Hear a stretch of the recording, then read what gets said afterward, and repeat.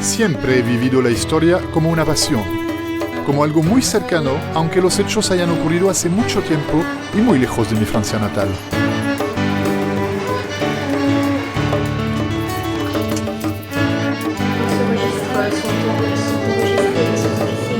Llevo 30 años viajando por el mundo, buscando vivir la historia y entenderla, hasta que en una de esas vueltas, en el sur de Chile, voilà, descubro a un desconocido francés dando nombre a una calle de la ciudad de Valdivia. Pronto entendí que Jorge Botchev no era uno más de los miles de soldados de Napoleón que marcharon a América tras la caída del emperador. Con él ya no estoy solo en mi viaje. Hoy me acompañan sus memorias, en las que describe el país que ayudó a liberar del poder de España y que inspiran mis investigaciones y esta serie, en donde les invito a ver cómo cambió el sur de Chile en menos de 200 años.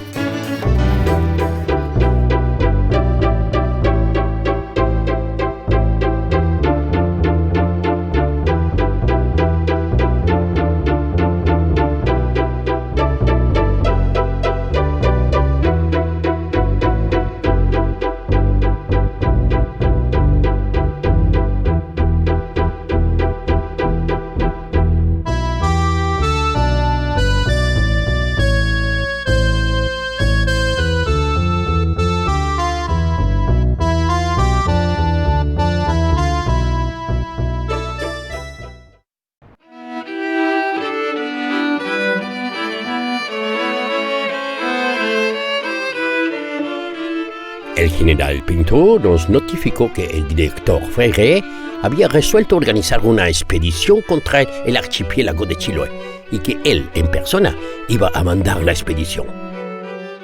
Recibimos la orden de prepararnos para embarcar, pues no había tiempo que perder. La estación se hallaba muy avanzada y estábamos a fines de marzo. Desde un lugar sin habitantes a mediados del siglo XIX, Puerto Montt ha llegado a ser la ciudad más importante de la 10ª región. Todos los barcos utilizan Puerto Montt como puerto de recalada, viniendo del sur como del norte. Eso ha permitido la creación de muchos servicios, tanto comerciales como financieros. Están casi secos. Están secos aquí, pero después quedan como frescos. Ahí usted la puede preparar en arroz, hacer empanadas de marisco o también curanto.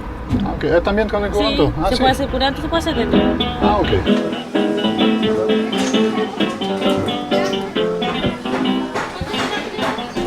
Tengo curanto, tengo loco. Me gustaría comprar unas empanadas.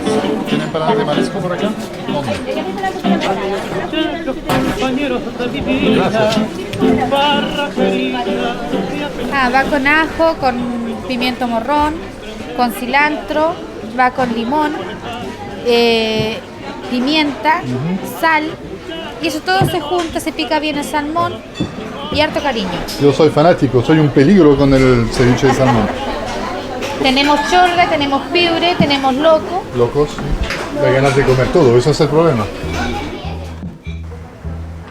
Hoy la ciudad cuenta con más o menos 150.000 habitantes, a los cuales hay que agregar 50.000 personas flotantes que vienen para trabajar o utilizar los servicios comerciales, financieros o administrativos. Esas personas vienen de una zona desde Puranque al norte hasta Chaitén al sur.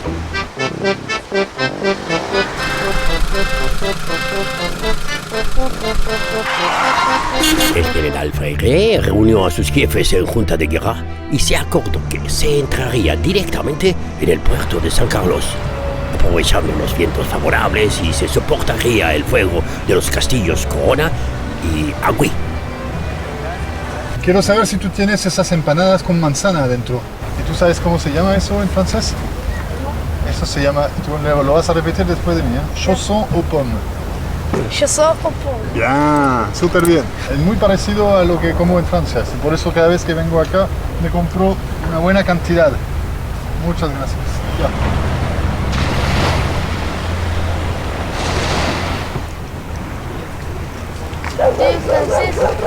Yo hablo español. No sabes ni una palabra en francés. Dígame una. ¿Qué vendes tú? Empanada de queso. Empanada de queso, chausson au fromage. Chausson au fromage. Chausson. Chausson. Chausson au fromage. Chausson au fromage. Chausson au fromage.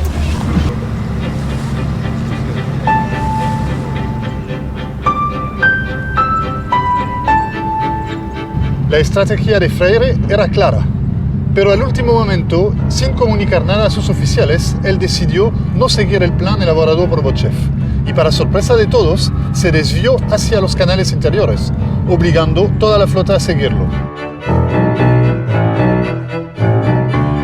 Como lo veremos, esta iniciativa tendrá consecuencias que aumentarán la rivalidad entre los dos hombres.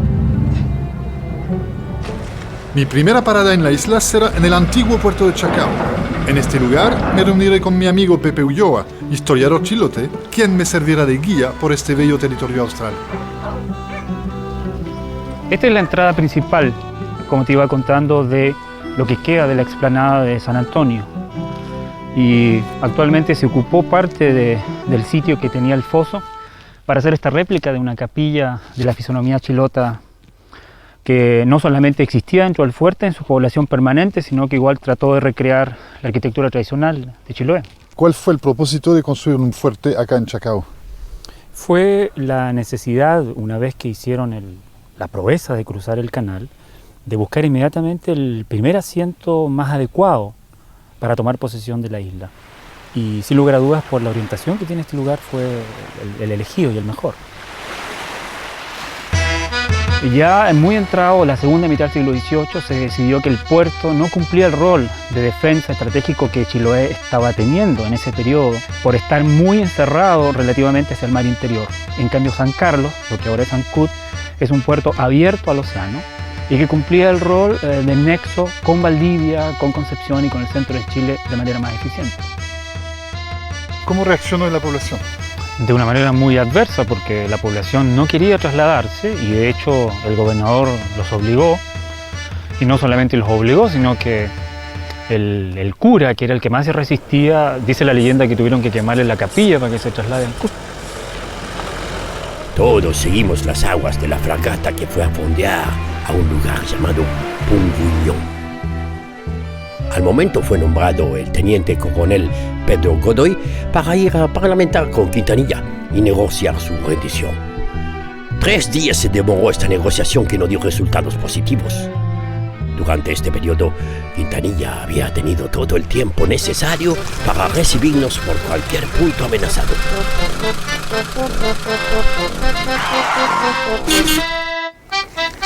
Una de las tradiciones más importantes de los isleños en Chiloé es el uso de la madera. Con ella han modelado aspectos fundamentales de su cultura. En Linao conoceremos a uno de los portadores de esta tradición, el maestro de Rivera, Carlos Guerrero. De ahí vine yo, de la descendencia de Manao, de los guerreros.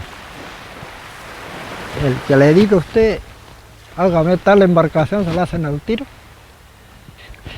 Uno hacía puro ojo nomás, casi según el modelo de la lancha que va a hacer, lo buscaba al palo. Si no le daba, no lo volteaba, no lo echaba abajo.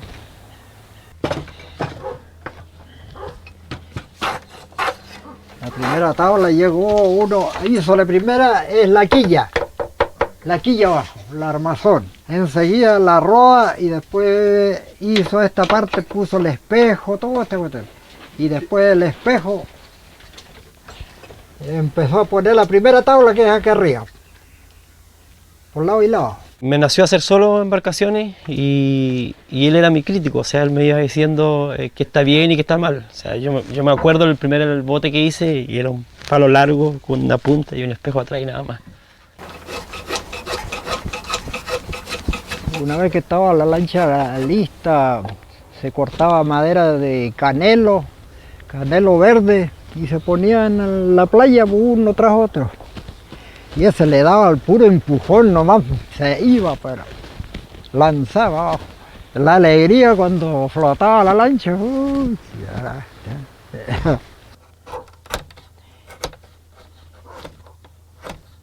Fabrico un lado y después me guío por este lado, como dice para el ojo.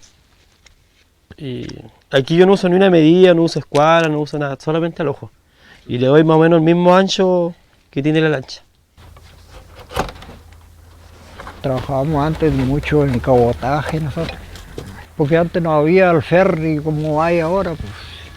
Todo se transportaba en lancha, toda la mercadería para todas partes. De aquí se llevaba madera a Puerto Montt y de Puerto Montt se venía con mercadería. Está terminada la caña de gobierno, ahí está presentada. Con esto se timonea.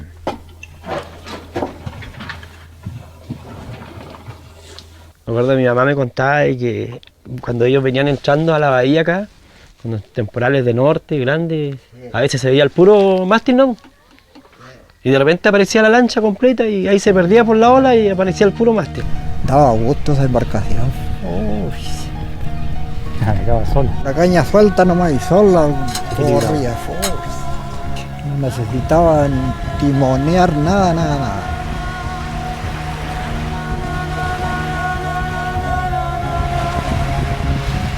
Estaba siempre en mi mente esa cuestión. Que se fueron los tiempos de antes, por la chefaya. Pero navegar en una lancha chilota yo creo que el sueño cualquiera.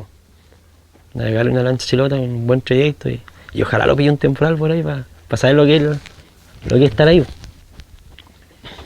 Vamos a esperar que salga el quino nomás.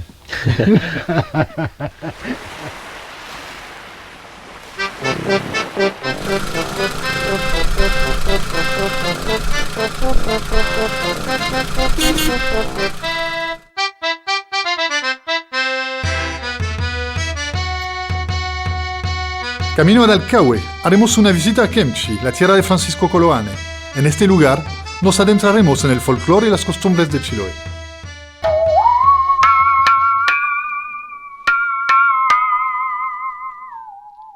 Es una vida completa que tengo en esto. Yo inicié en Puerto Natales, sepulté más de 2.000 personas en Puerto Natales. Aquí hubo 520 y tantas personas. Aquí que estoy en Kemchi. Que tuve un trauma, no podía ver ni la muestra de una urna, ni la figura siquiera. Ese temor nació porque desde niño chico, 5 años, leía, escribía y entré a la escuela también a los 5 años. Entonces le hacía correspondencia a las personas analfabetas que llegaban, tenían sus hijos que trabajaban en distintas partes, tanto en la Patagonia chilena, Argentina, o en la salitrera, por los hornos también salía gente a trabajar.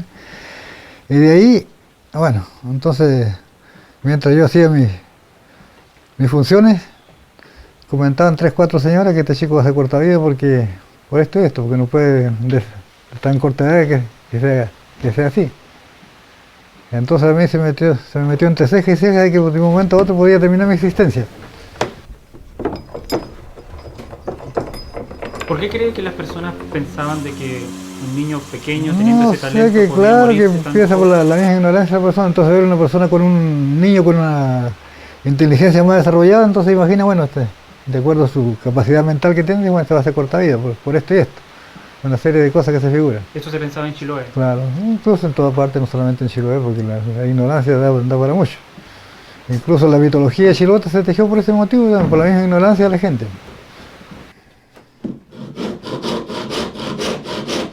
Toda la gente se dedicaba a la carpintería, pero no, algunos eran más perfectos que otros.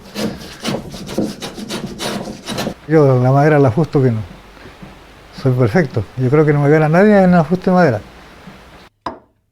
Mi padre se dedicó más al trabajo de altares. Fueron 25 altares que hizo en las distintas iglesias. En la iglesia de Castro están los dos altares, los 2 laterales. Después en Dalcahue, el último altar que lo hicimos entre los dos, cuando vivíamos en Gutachauque. ¿Sabes que casi naufragamos cuando vinimos a hacer la instalación? Tocó un temporal justo en el verano. Un temporal pero de sur fuerte que se llama fuerte. Así que tuvimos una parte que se llama Cheneo ahí, en una isla, en un bajo.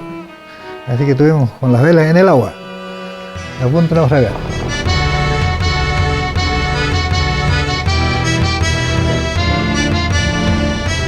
Para el concepto mapuche de la muerte, las almas cuando dejan este mundo no desaparecen, sino que son transportadas a través del mar hacia la otra dimensión, hacia otro concepto de vida. Este es el cementerio de la isla de Aucar. Y es una isla muy especial porque es única en Chiloé, ya que es una isla cementerio. No es casualidad que los difuntos descansen aquí, población actual, como tú ves, sino que hay evidencia arqueológica que demuestra que los pueblos huilliches prehispánicos también lo utilizaban como santuario funerario. Es lo que hacían los egipcios. Después los vikingos utilizaban pequeñas islas como lugares de cementerios. Lo mismo se encuentra en Islandia, en Irlanda y en unas islas de Bretaña al oeste de Francia. Es decir, en muchos pueblos marítimos se usaba esta tradición.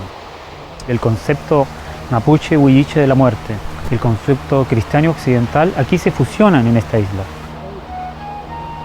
Hay un balsero que se llama Tempilcahue, que en una barca mágica, el caleuche, lleva a las almas desde la tierra, cruzando el mar hacia el otro mundo. Que esta isla lo pasa a simbolizar porque antes de que se construyera el puente que tuviste, los cortejos fúnebres lo hacían por mar. Francisco Coloane rebautizó la isla porque la gente la llamaba como la isla de los muertos por ser cementerio. Pero era algo más, le llamó la isla de las almas navegantes.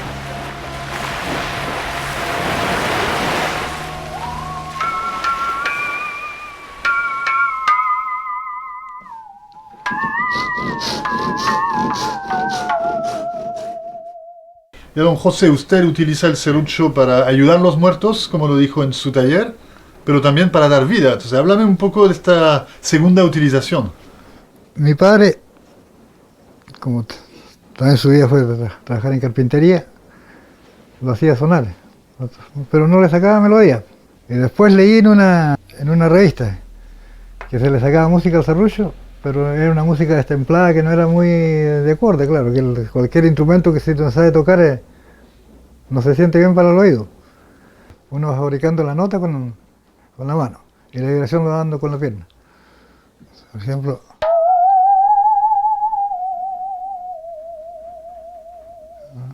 al bajar viene la nota más aguda y ahí lleva quedando entonces uno tiene que ir de acuerdo a cómo viene el tono. Y a la presión de la mano. A la presión de la mano. Uno va fabricando la nota con la mano. El río.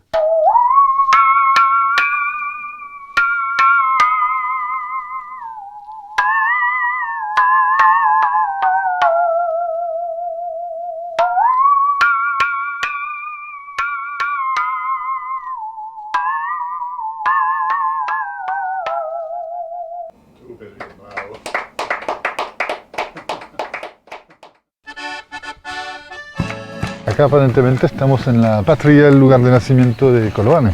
El hijo más querido y más valioso de esta tierra.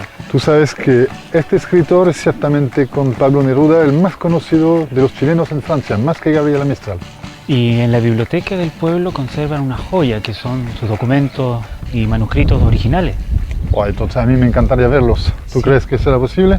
Porque precisamente al ser tan valiosos como eso hay elementos que no aparecen obviamente en la obra original. Dime algo, Tola, yo leí muchos libros de Coloane en Francia, por ejemplo El Chemin de Varennes, El Camino a la Ballena o Tierra de Fuego. Y lo que me interesa acá es conocer el personaje después de conocer el autor. ¿Qué me puedes contar de él? Mi abuelita Tola siempre me habló del Camino a la Ballena porque ahí salen todos nuestros antepasados, los de mi familia. Mi abuela Tola, que tiene el mismo nombre mío, era quien alojaba a este personaje cuando él estudiaba en Ancud. Tenía que pasarse a alojar aquí porque después él llegaba a caballo, porque no había camino en esa época. Él pasaba como de incógnito, pero pasaba largas temporadas acá. De hecho, en la casa de Elías Yáñez, su mejor amigo, existe el sillón de madera, donde él en su pieza por largas horas se ponía a escribir y además que escuchaba todas las anécdotas de don Elías, porque don Elías era un conversador muy fascinante. Entonces, de ahí él se enriquecía con todo eso, con todo lo que don Elías le contaba. Y ahí nace el Camino a la Ballena.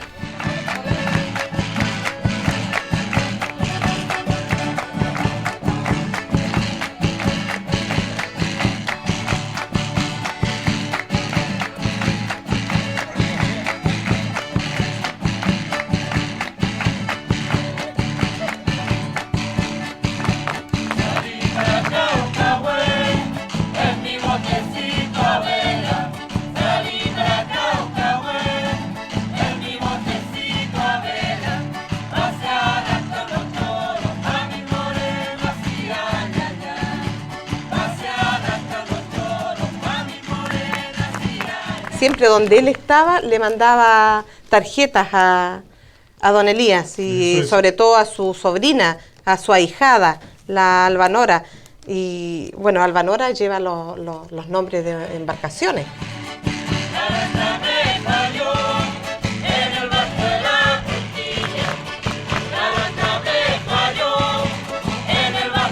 Hacían esas largas caminatas con Vicente, con el hijo menor de don Elías, de llevar colación, como lo hacen los niños ahora que llevan un yogur. Eran las murtas, eran las avellanas, era todo lo que el monte y el bosque de Chiloé da, porque las murtas era lo que él más gozaba en la época de abril, cuando maduraba este arbusto, que es una frutita silvestre, y con su amiga del colegio, se revolcaban entre los murtales, y esos eran sus juegos que ellos hacían.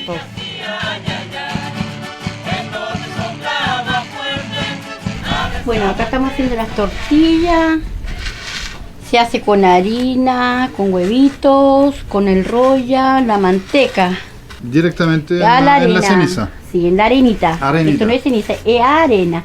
Se deja que se cocinen un rato ahí. Pero todavía existen esos fogones antiguos.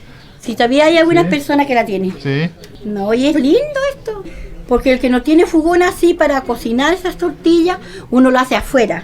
Y esta rejita de madera que está acá, ¿a qué le sirve esta? Para colocar la olla, por ejemplo, colocaba la olla ahí, hervía y cuando ya se cocinaba, se corría para acá. Exacto. Por ejemplo, esta tetera está hirviendo para el café, por eso vamos a hacer el café. Okay. Entonces ya, esto lo corremos para acá, para que se hierva el agua. Después cuando ya está hervida el agua, se saca para acá. Ya, mientras eso se está preparando, vamos a ver lo que están haciendo esas señoras. Usted tiene que llevar la hebra muy fina y bien pareja. ¿Ah? Cualquiera, bueno, en todo caso, yo creo que todas las chilotas hilamos, igual lo usa aquí uno para hacer un chaleco, un chal, gorros, medias, que lo usan tanto la gente de Chiloé para la pesca, para salir al tiempo frío. ¿No están listas? No, todavía no están listos. Un ratito más. Para que lo vean, para que cómo se raspa. Voy a tomar una gotita de chicha esperando. Exacto. Y díganme algo, tengo la impresión que en Chiloé solamente las mujeres trabajan. ¿Sí? ¿Y los hombres no participan en la cocina nunca? El hombre es más flojo, porque si usted lo manda al hombre aquí a venir a hacer fuego, no viene. No, si así es, pues si uno, para trabajar en el jugón, hacerse la tortilla, hay que molestarse para hacer las cosas y tener unos cuantos pesos para poder comprar algo. O sea, yo por lo menos soy una persona activa, para cualquier trabajo me gusta todo. Después de mi hora de trabajo, llego a mi casa, llego a hacer mis cosas y cuando ya no tengo nada que hacer, con mi uso empiezo a hilar. Si tengo mi madeja hilado, la lavo. Después ya tengo tiempo para teñirlo y después me cierro a tejer, pues. Hago gorrito, hago fanda y medias de lana. ¿Ves? Así somos las chilotitas. Me parece. Ya, volvemos a las tortillas. ¿Y cómo sabe cuándo están cocidas? Pero es que yo soy astuta, pues. No. Ay. Ya, muéstrame. Entendí su estrategia, ya. Usted hace tortillas para atraer los hombres. No se ve o vivir en otro país un día. No. En otra parte de Chile. No. Tampoco. No lo cambio con mi pueblecito. Porque soy nacida y criada acá, así que no. No. Está súper caliente, ¿no? Pero así te come. ¿Así te tiene que comer caliente? Así. Si me quemo. ¿Cómo vas a quemar? ¿Qué rico está bien? No está rica, mire, ¿ves? Está súper rica. No, realmente. Realmente Rosario está muy rica. ¡Ay, qué rico es el chocolate! Hay que venir al Kemchi. Una voz en el coro dice en voz alta, dice en voz alta, dice en voz alta. No hay ningún instrumento como la flauta, como la flauta, como la flauta. La la la la la la la la la la la la la la la la la la. Un cura le contesta con alegría, con alegría, con alegría. Si te gusta la flauta, toma la mía, toma la mía, toma la mía. La la la la la la la la la la. La la la la la la.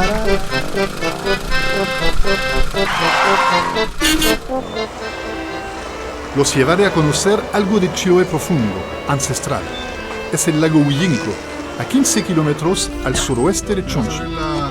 Allí visitaremos a una anciana que conserva la tradición del fogón, la abuela Moyo, de origen huilliche mezclado con español, que a sus 95 años vive todavía en su fogón.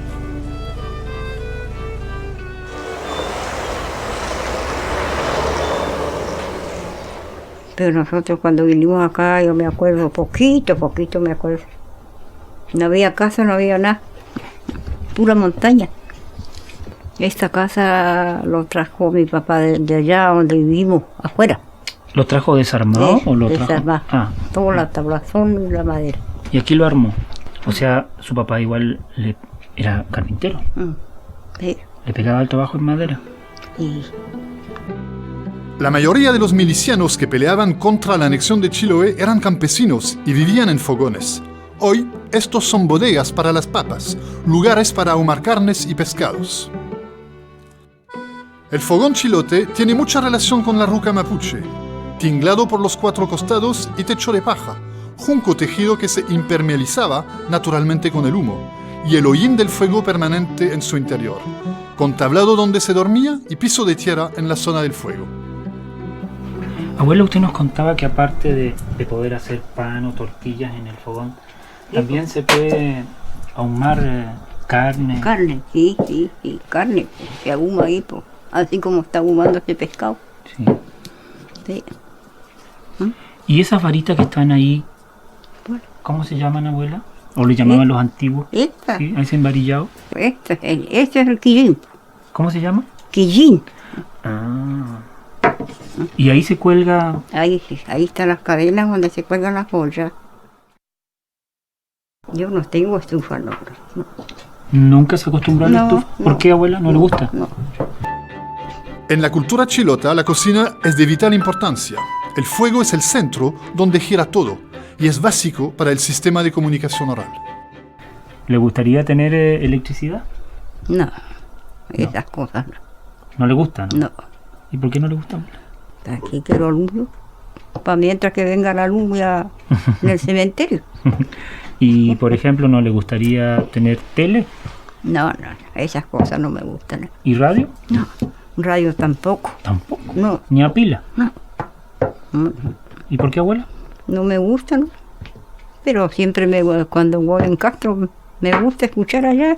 ¿Pero en el pueblo? En el pueblo, pero en la casa en el campo no. ¿Por la novedad? Sí. Pero dicen que hay cosas bonitas en la tele, como para entretenerte en el invierno o no. Duermo nomás. ¿Qué voy a hacer? ¿Usted acostumbra a tomar agüitas de hierba, abuela? No, pastos, no café. ¿No? No. Y el mate nomás lo tomo. ¿Le gusta mucho el mate? Sí. Pero mate dulce, amargo no, po. ¿A usted toma dulce nomás? Amargo no. Eso se acostumbra ahora mucho, porque antes sí venía cualquier persona inmediatamente la chicha, pero ahora no, pues. Viene cualquier persona, uno tiene que alistar el mate. Antiguamente se tomaba puro café, pues. ¿Y cómo se hacía? Se hacía con un coladorcito. ¿De grano? Sí. ¿Y se molía? Se molía, pues. ¿Cómo? Lo molían con una botella. Ahora empezaré a hacer café. Sí, vos. Claro. Para eso lo trajimos. Y la próxima vuelta mate. Y ahora sabemos que le gusta el mate dulce. La vida que usted conoció o vivió a como la ve ahora, abuela, ¿hay muchos cambios? Bueno, la gente ya no se dedicaba a trabajar. Todos andan trabajando por las pesqueras nomás. La gente ya no se dedican a sembrar, pues. Ya todos dejaron de sembrar, pues. Nosotros sembrábamos mucho para cosecharlo, trillarlo, todo eso. Después se molía ahí por el molino. ¿Y era un trabajo de las familias o se juntaban varias familias para trabajar cuando era tiempo? Sí, se juntaba muchas. Toda la familia ayudaban para trabajar. Mingas le decían. Las mingas, po, claro. Mingas como de cosecha. Sí, las cosechas, las trillas. ¿Y a la gente no se les pagaba? No, se ayudan más. Pero ¿y las comidas? ¿No? Las comidas sí, pues había que darle a comer, pues. carnear y darle comida. No. Ya no aguanto más, acá nomás quedamos. ¿Cree que se va? No, si no me voy. No. Acá más quedamos.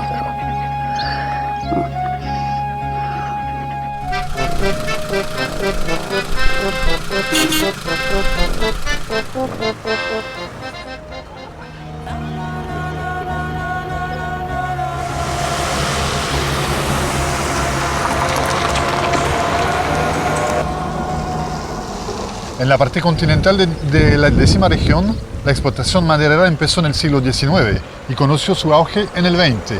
¿Ocurrió algo similar en Chiloé? Sí, pero con mayor anterioridad, sobre todo en la segunda mitad del siglo XVIII. Chiloé se convirtió en el principal surtidor de maderas nobles para la construcción de embarcaciones en el Virreinato del Perú. Particularmente porque dos especies que poseían extraordinarias características de resistencia al agua salada, el ciprés y el alerce. Eso hizo que aumentara mucho su demanda y enormes cantidades de madera fueran exportadas hacia el Perú.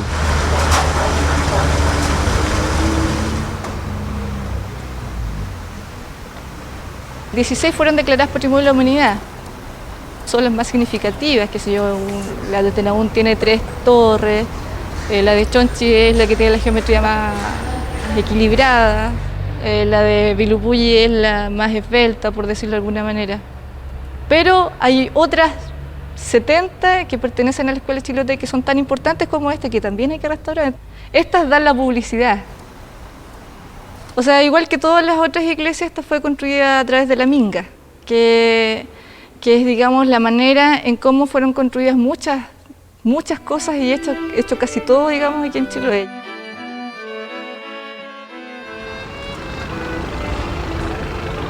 A principios del siglo XX y finales del XIX, nuevamente hubo otro auge con la explotación del carbón y posteriormente con la explotación del salitre. Entonces se ocupó mucha madera para los durmientes o para la construcción de túneles y lo que fue posteriormente toda la edificación de la red ferroviaria en el norte de Chile. Y ahí comenzó a surgir algunos puertos importantes como Chonchi, por ejemplo, ya que por su ubicación geográfica estaba más cerca de la cordillera del Piuchén, que era el relicto natural de bosque nativo y de ciprés que aún quedaba, y por lo tanto esa cercanía le facilitó que acá se concentrase la mayor cantidad de esa madera. Era notable al ver las casas la abundancia de maderas nobles en su construcción y el extraordinario tamaño que ellas generaron producto de esa bonanza. Entre 1910 a 1920 y hasta 1950 fue el último boom, por así decirlo, en la explotación maderera, especialmente del ciprés. Eran cientos a veces de goletas, de bergantines que se construían aquí mismo para el acopio y el traslado por mar de esa enorme cantidad de madera que salía desde el puerto. Pero después el cambio fue drástico y categórico. ¿Debido a qué este cambio? Fundamentalmente porque hacia 1950 y 1960 la explotación del ciprés o la especie propiamente tal, por su, valga la redundancia, por su sobreexplotación, fue prácticamente llevada a la extinción. Esta iglesia fue construida en los tiempos en que estaba en Chiloé el auge del ciprés. Fue construida alrededor del 1900. La particularidad que tiene, yo creo, dentro de la 16 es que el 14 de marzo del 2002 se le cayó la torre por un temporal que tuvo 156 kilómetros por hora de viento. La gente que vivía aquí vivía en chozas. Entonces el conocimiento que tenía era específicamente de lanchas y de embarcaciones marítimas. La Escuela Chilota de Arquitectura en Madera es en particular es como el conjunto de soluciones que tienen los carpinteros en su momento para poder llegar a la forma de la arquitectura chilota. O sea, ellos tenían el desafío de construir estas megaestructuras con los conocimientos de embarcaciones que tenían. Esto es una bóveda de cañón corrido que está estructurada a manera de las cuernas de un barco. En este momento, claro, la gente igual tiene conciencia de que está viviendo, por ejemplo, en casas que son súper importantes para la historia de Chiloé, pero no tiene los medios para poder restaurarla. Entonces, ¿qué pasa, por ejemplo, si en una casa gigante, que es, no sé, de 20 habitaciones, cuando fue construida, claro, fue construida por gente que tenía mucho dinero y que recibía en su casa a muchos visitantes, pero en este momento sus herederos no tienen la misma capacidad económica. Pienso que el rescate de la iglesia de Chonchi representa la urgencia del salvataje del patrimonio, porque si esto fue un accidente natural, temporal violentísimo, también se suma a la pérdida horrorosa que fue el incendio del barrio tradicional de la costanera de Chonchi, en la que se perdieron más de 7 casas patrimoniales de principio del siglo XX, de extraordinario valor arquitectónico. Entonces la urgencia es inmediatamente comenzar el proceso de restauro y buscar y agilizar los fondos de las fuentes que sean, porque si no, otro temporal, otro incendio y va a ser la extinción del patrimonio de Chiloé para siempre.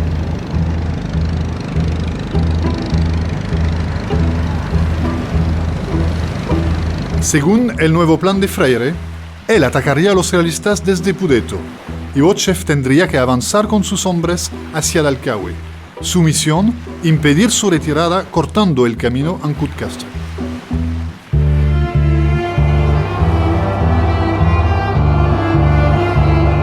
Dentro de los oficiales españoles con los que se encontró Bochev en Chiloé, sin lugar a dudas que el más destacado es el coronel José Rodríguez Ballesteros.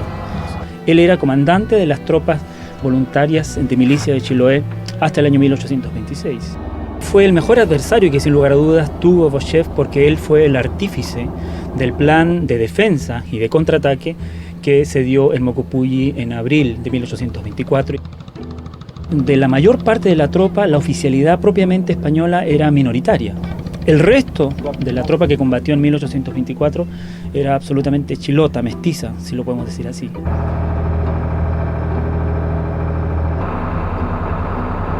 Llegamos muy temprano a Dalcahue. Mi misión era sencilla, evitar que el general Quintanilla, al verse derrotado por las fuerzas de Freire, pudiera alcanzar el interior. Algunas partidas enemigas se presentaron y cambiaron algunos tiros. Al avanzar mis tropas, se echaron a correr sin más resistencia. Los habitantes habían abandonado sus casas al instante. Di órdenes muy severas a la tropa de no tocar las pertenencias de los habitantes del pueblo, ya que ellos eran nuestros compatriotas.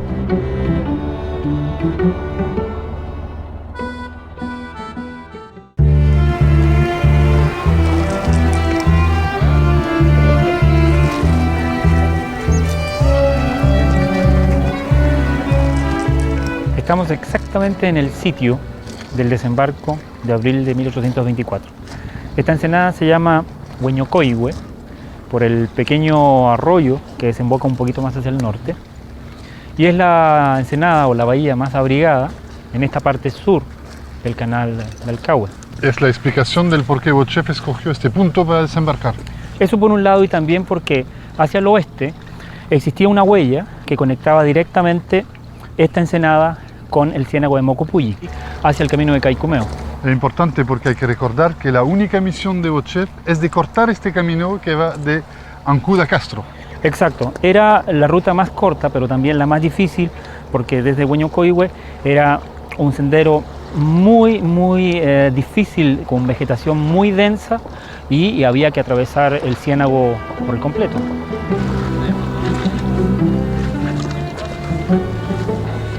El comandante que estaba a cargo de detener el desembarco de Bochev en 1824 era el coronel José Rodríguez Ballesteros. Él sabía con anticipación, porque el general Quintanilla le había ya avisado, de que las naves de Bochev habían tomado la ruta del canal Chacao hacia Dalcahue y seguramente este iba a ser el punto del desembarco.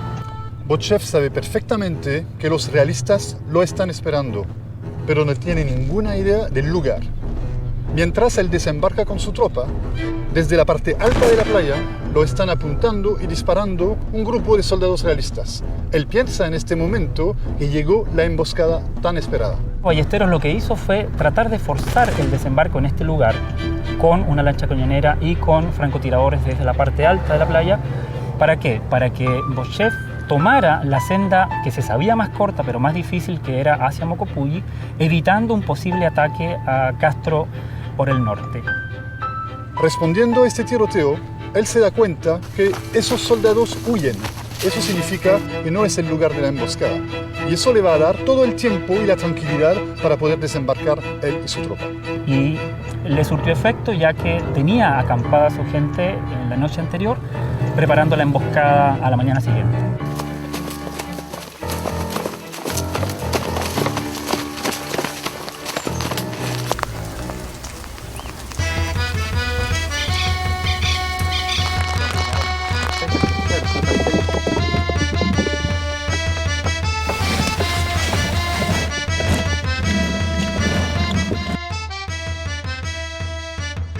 La maja ya hoy día ya es más moderno, qué sé yo, a puro motor, pero antes no, a pura máquina, a brazo, como le decíamos, y el prensarlo así a puro pulso. Entonces lo que pasa es que con la juventud hoy día no se le da por nada, pues nosotros los viejitos, ahí, allá la patrona, aquí la señora, todos eso participamos, hacemos cosas para demostrarle a la persona, al turista, al que viene de afuera, de que lo que se hacía antes en Chiloé, la chochoca, el milcao, la sopaipilla, la rosca, el derretimiento, el cocinar al cordero. La minga, según antes yo me acuerdo, de que la minga era que llegaba y le ayudaban nomás. Y el medán era que usted llegaba, le daban, como decían, una paga, una jarra de chicha. En la noche se hacía fiesta y se comía. Yo me acuerdo un poquito de un tío que tenía arriba en Puyán. Pero hace, eso hará unos 40 años atrás. Yo tendría unos 15 años en ese tiempo cuando me acuerdo que hacían eso. Se conversaba, bueno, de todo, bailaban. Hablando un poco de este corral, justamente, que vimos llegando a Yutui. Funciona de la siguiente manera. Acá, cuando en la marea baja, uno llega, la sube acá. La compuerta esa, porque debido a que el río tira mucho, sobre todo cuando llueve en el invierno. Entonces uno llega, la sube esta, allí, entonces cuando viene la marea, el pescado sube por intermedio buscando el agua dulce. El año pasado cayó jurel. ¿Cayó jurel? Sí, el año pasado, pero justo fue el día de la marcha gastronómica que hacemos nosotros, entonces. Hay gente que andaba de afuera y se sacaron los zapatos y para pillarlo. Para pillar los jureles, claro. Entonces de allí, después de esto, cuando ya está la marea llena, completa, llega uno a la baja esta, entonces el pescado que queda hacia arriba se queda allí detenido. Entonces de allí, esto va llenando tal cual como ustedes lo ven en este momento. Se va llenando para arriba y va hasta esas matas que se ven allá arriba, al fondo, hasta allí llega la marea. Y la persona que era más inteligente iba a hacer su corral y entonces con eso subsistía. Ahí sacaba hasta